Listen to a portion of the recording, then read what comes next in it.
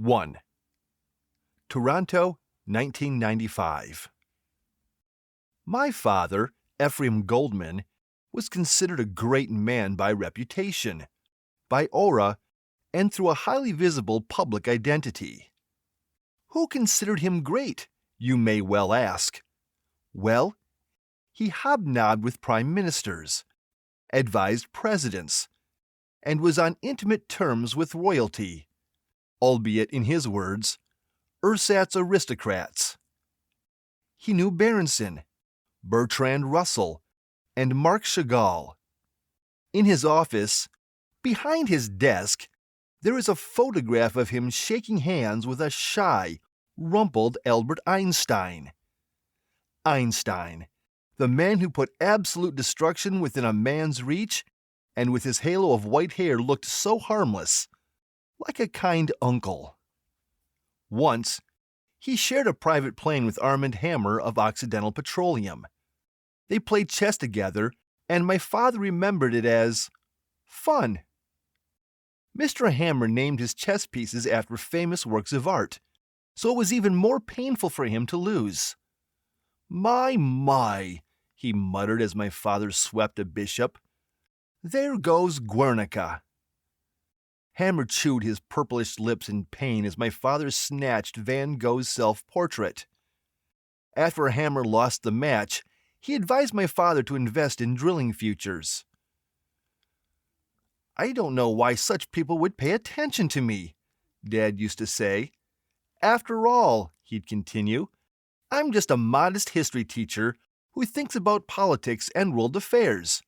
That's all. Nothing special about that. But there was, of course. My father wrote a book, The Global View, that was published by William Dent and Sons in 1955. His editors thought the book far too academic, but went ahead anyway. They'd had a bad year and hoped to crack the college market. It sold 100,000 copies in hardcover, and that made it a publishing phenomenon.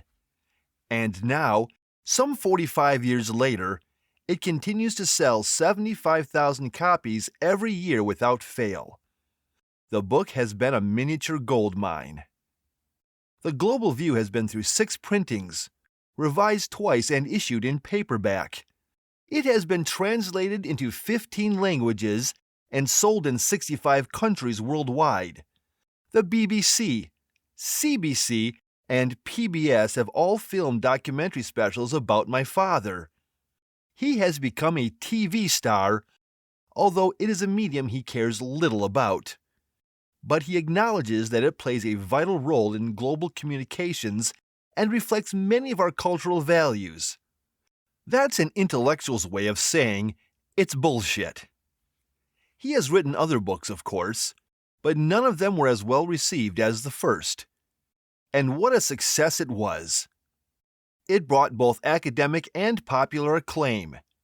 He has been a visiting professor at Harvard, Oxford, the Sorbonne, and Salzburg. Editors snapped up every article he wrote. Prestigious magazines like Harper's, Fortune, The Atlantic Monthly, and The New Yorker published his essays. Both Time and Newsweek featured stories on him, and all of his books have been reviewed, usually favorably, by the New York Times Review of Books. His career has been long and fulfilling, especially so for a humble teacher of history. Apart from being his son, how do I know these things? As it turns out, I am writing my father's biography. Writing his biography while he's still alive has advantages and disadvantages. He intimidates me, to be blunt about it, but mainly it has forced me to examine our relationship, which has been remarkably lousy. Don't worry about objectivity, my publisher Julian de Groot said. Just write from the heart. Readers aren't interested in a clinical analysis. They want to know the man. And who is better qualified, I ask you? Then he smiled, leaned back in his leather chair, and lit a cigarette.